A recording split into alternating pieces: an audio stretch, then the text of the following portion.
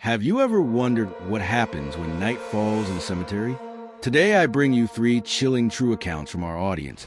Experiences so terrifying it'll make you doubt if we're really alone.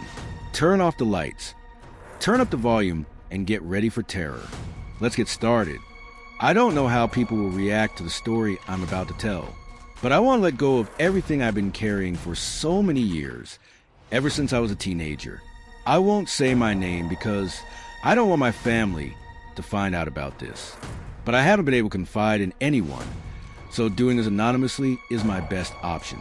Since I was little, I was told that evil exists not in hell, as everyone believes, but here on earth, living among us. It just finds a perfect way to hide, and only reveals itself to those it can manipulate and corrupt. I grew up considering myself a devoted Christian. I went to church every Sunday, prayed every night, but I guess that wasn't enough to keep evil away from me. I realized that one night, as I was passing by the town cemetery. I don't even remember why I took that dark and deserted road. People in that area locked themselves inside their homes by 7 p.m., and at that moment, the clock was nearing 9. Suddenly, I heard a cold voice telling me to enter the cemetery because it wanted to play a game with me. I stopped immediately and looked around, expecting to find some prankster trying to mess with me. But then, I heard the voice again saying the same thing. That's when I realized it was inside my head. It was the first time something like that had ever happened to me. And it was no coincidence that it happened right next to the cemetery. I tried to walk normally, just in case someone was watching from a distance. But the voice kept insisting. It called me a coward, said I was afraid. I picked up my pace, and the voice finally went silent as I got far enough from the cemetery. That confirmed it. Whatever was happening came from that place. But it was something completely unexplainable, something I had to keep to myself. Because if I told anyone, they would have thought I was losing my mind. A week passed, and I avoided that area completely. The memory of that night started to fade, until one evening when I was walking home. It wasn't even late. It was around 5 p.m. The sun was still out, lighting up everything.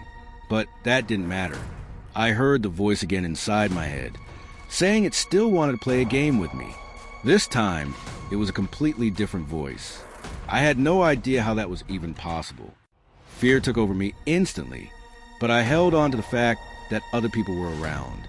I thought that if anything happened, I could run to them for help. Thankfully, nothing major happened, and I made it home safely. A few days later, I realized I didn't have to be near the cemetery to hear the voice. One night, as I was lying in bed, I heard it again, telling me to go to that place, insulted me so horribly that I almost broke down in tears. So I made a promise. I would go, but during the day, not at night. It accepted and left me alone until sunrise. I spent the entire day thinking about what I might see. Around 3 p.m., I finally went. I entered the cemetery and walked for a while until I saw a woman, a friend of my mother's, someone we all knew. I felt relieved, but that feeling didn't last long. She walked up to me and said she had been waiting for me, that she was happy to have me there. Her voice, it wasn't the voice I remembered, and I quickly realized I was standing in front of something that only looked like her. When she mentioned the game, it confirmed my fear. Then she said that every person she imitated would die. I had no idea how I was supposed to find that fun. I was terrified. I ran out of there without looking back. A few days later, that woman died, just like the specter had said. When I heard the news, I froze. I think my heart stopped for a few seconds before I could react. I couldn't believe it was actually happening. 2 days after her funeral, the voice returned. It demanded that I go back to the cemetery, that it wanted to see me, that the game was so much fun. I was so scared that I gave in. This time, when I saw it, it had taken the form of the bakery owner, the man who shot my friends and I always went to. I begged it not to hurt him, that he was a good man, that only made it laugh. I was looking at the body of a good person, but I knew it wasn't him, and I knew that in just a few days he would die. It happened the very next day, sooner than with the woman. I went to his funeral and cried because I knew what was coming, but I had no way to stop it. A young girl like me couldn't fight against a specter that tormented me by killing innocent people. The voice laughed inside my head no matter where I was or what I was doing. Whenever I prayed to God, it would appear, mocking me, telling me that it was useless, that no one was listening. That made me cry even more. And I kept everything secret, out of fear. Then the moment came when it wanted to hurt me even more. At the cemetery, it took the appearance of a stranger, but not to kill them. Instead, it told me that if I didn't take the life of a baby, it would take my form, and my days would be over. I ran away, crying, begging God to do something to stop this. But it was clear I would never have the strength or the cruelty to do such a horrible thing. 3 days passed. The voice told me to accept my fate and go to the cemetery. Those nights felt endless. I felt mentally tortured. In the end, I thought death would finally take away my suffering. So I went, almost ready to leave this world forever. But the specter played a cruel trick that night. When I saw it, it hadn't taken just any form. It had taken my mother's. I lost my breath the moment I saw her walking toward me, laughing. I knew it wasn't her, but the thought that I might lose her broke me completely. I fell to my knees and begged it to take anyone else. But not her. It just laughed harder. Then it said goodbye, that it had enjoyed playing with me, and it disappeared into the darkness. I went home and hugged my mother, crying. She didn't know what was going on, and I couldn't tell her. 3 days later, she stopped breathing in her sleep.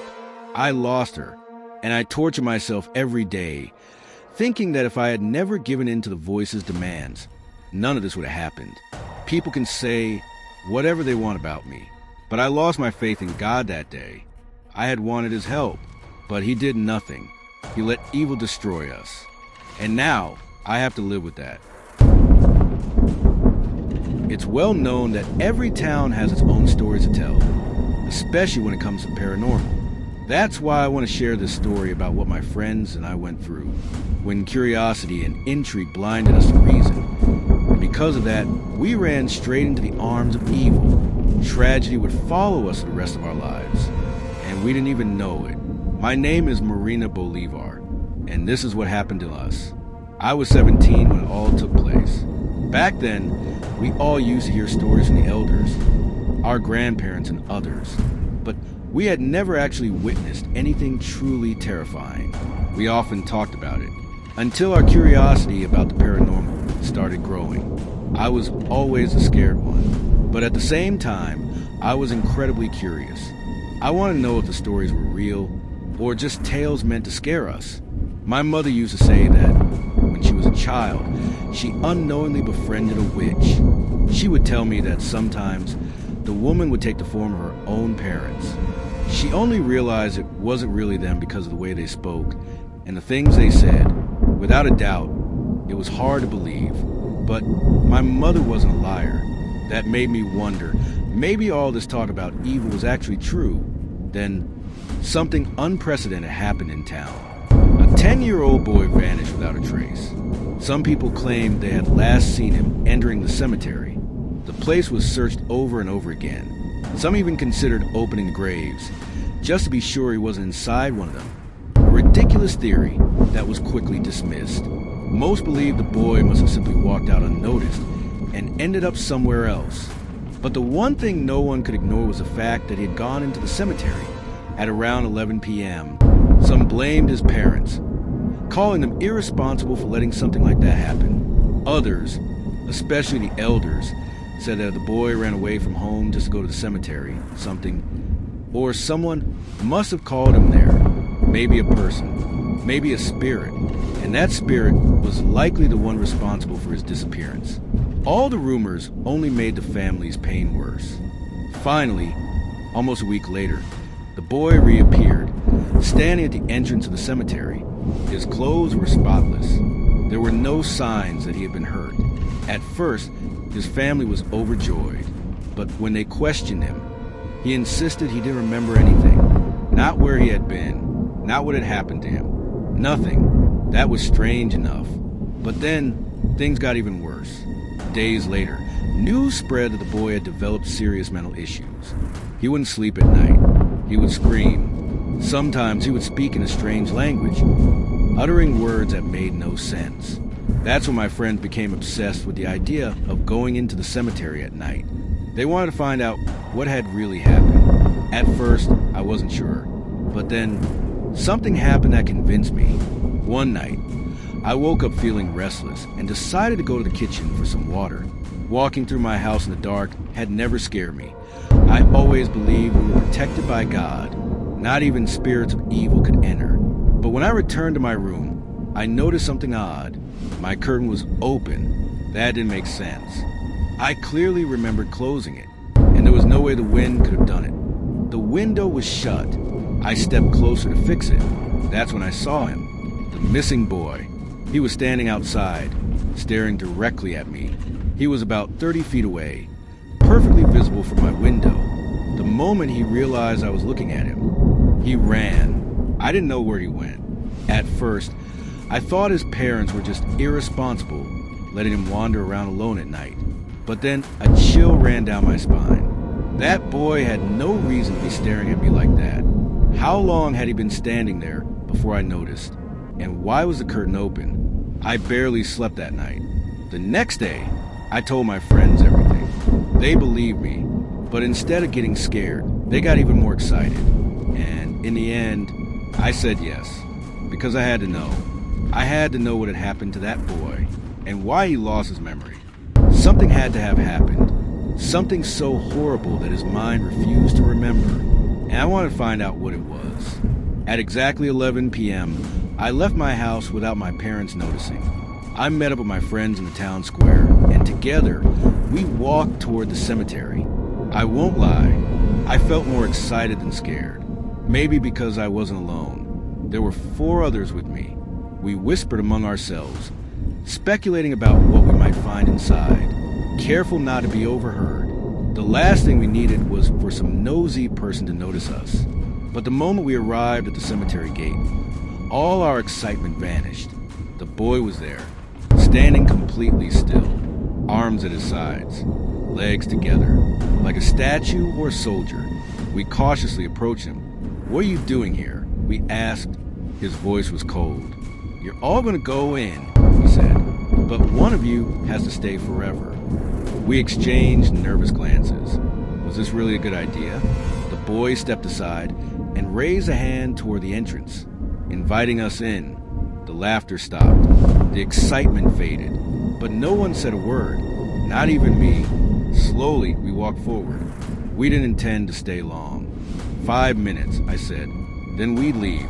But we didn't even last 3, because that's when we saw her, a woman, kneeling in front of a row of graves, hands clasped in prayer. None of us knew her. She must have sensed our presence because she stopped praying and looked up. She smiled. We froze. Then she asked, "Which one of you want to stay here forever?" My heart pounded so hard, I thought it might burst. And that's when we saw them, children, running toward us from every direction. It was unreal. We screamed, and then we ran.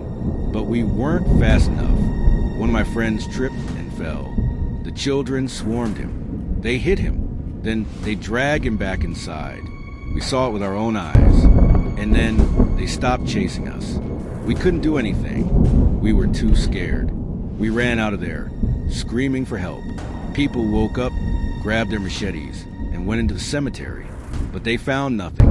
No woman, no children, no friend, until 5 days later, when he appeared at the cemetery gate, standing perfectly still, silent, and just like the boy before him. Of all the scary stories I could tell, the only one that truly makes me shudder is the one I lived through myself. I think my innocence kept me from realizing what was right in front of my eyes. And since I never believed in what others told me, I remained skeptical about the paranormal. I'm Leonardo Rivera, and this is my story. I was 15 when it happened. I lived in a small town and spent most of my time visiting my grandfather's ranch. I rode my bike there almost every day, sometimes with my friends, because we loved playing there and watching all the animals. We'd even have dinner there from time to time. On the way back, we always had to pass by the cemetery. It wasn't in town, but on the outskirts, near the farms and the woods. Back then, I wasn't afraid of going home alone, not even at night. Not because I thought I was brave, but simply because I had never seen anything until one night. That night, the full moon was high in the sky as I passed by the cemetery. At the entrance, I saw a woman. She stepped forward as if she wanted to talk to me, so I stopped. With a kind smile, she told me she had seen me riding my bike around with my friends. I smiled back and nodded, but I didn't say much. Then, I just went on my way like nothing had happened. When I told my friends about it, one of them warned me that she was the witch who lived in the cemetery. Few had seen her, but it was said that she could curse those she didn't like. The rest of us laughed, thinking it was just a made-up story, something straight out of a fantasy book. I told him no one would believe that nonsense. 2 days later, I was coming back late from my grandfather's ranch again, and there she was, standing in the middle of the road, waiting for me. It was clear she wanted me to stop. So I did, almost whispering. She told me not to listen to that friend of mine, that she wasn't dangerous to me, that she actually liked me, unlike him. That's when all my confidence vanished. There was no way she could have known about that conversation. I didn't even have the courage to ask how she knew. I just nodded and rode off as fast as I could. Again, I told my friends about her, but this time it felt different. My friend, the one who had warned me, just laughed. He called the witch crazy and said she didn't have the guts to hurt him. He even bragged that his grandfather was brave enough to burn her if she ever tried anything. Those words cost him dearly. A few weeks later, he vanished without a trace. His bike was found deep in the woods, far from the cemetery, far enough that no one would think the two were connected. But in my mind, I couldn't shake the thought that the woman had something to do with it. So I went to my grandfather's ranch and purposely stayed late, hoping to see her again. And I did. She was waiting for me, smiling in that strange way. When I stopped next to her, she didn't even let me speak. She told me my friend wouldn't be talking about her anymore because she had gotten rid of him. I froze in fear, shaking. I asked her if she knew where he was. That's when she made me an offer. She said I could follow her into the cemetery and find out. I did. She led me to a part of the cemetery where there was a large, freshly dug hole. Someone had dug it out. I looked inside. My friend was there, lying in an open coffin. His eyes were closed, his body covered in dirt. I never found out if he was alive or dead. The woman started laughing. I ran. I jumped on my bike and pedaled as fast as I could. When I got to town, I told my family, who told his family. More than 20 people marched to the cemetery that night, but he wasn't there. Neither was the woman, nor was the hole. But they didn't call me crazy, because they found something, the lid of a coffin, the one I had seen missing. They dug up the spot I had told them about, but my friend wasn't there. He wasn't anywhere. I never saw him again, and I never saw that woman again either. And I say woman, but it could have just as easily been a demon from hell itself. From that night on, I believed in everything, and I never, ever rode home late from my grandfather's ranch again. At least not alone.